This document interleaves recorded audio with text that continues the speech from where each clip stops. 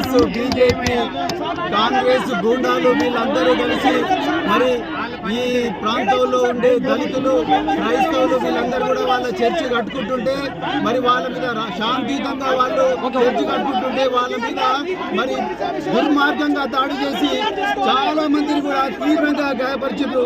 దాన్ని ప్రొటెస్ట్ చేయడం కోసం ఇంతవరకు వాళ్ళని ఒక్కరిని కూడా మరి అరెస్ట్ చేయలేదు.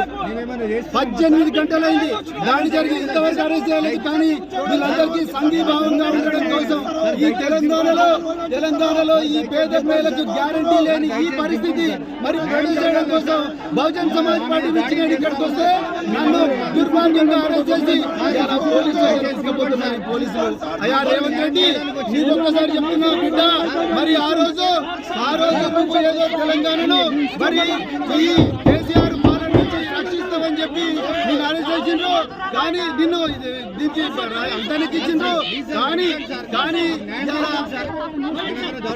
కానీ ఇలా మరి మీ పోలీసులు ఎందుకు అరెస్ట్ చేయకుండా బాధితులను కలవడానికి వచ్చిన నన్ను అరెస్ట్ చేసిండ్రు. బహుజన్ సమాజ్ పార్టీ కార్యకర్తలు చేసిండ్రు.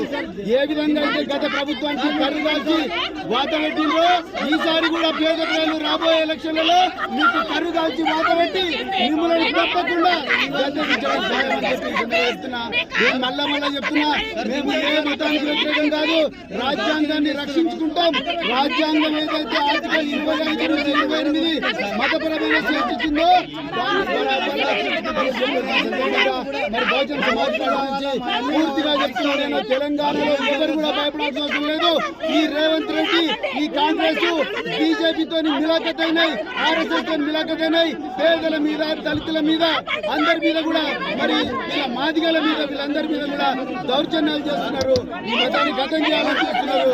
ఒక్కసారి తెలంగాణ ప్రజలు ఆలోచించాలి. నరేంద్ర మోడీ గారు, మీరు రామరాజ్యం ఉన్నారు, ఇదేనా రామరాజ్యం అంటే?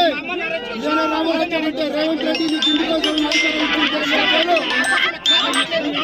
రాబోయే రోజుల్లో తప్పకుండా మరి దీనికి భారీ చెల్లిస్తారు.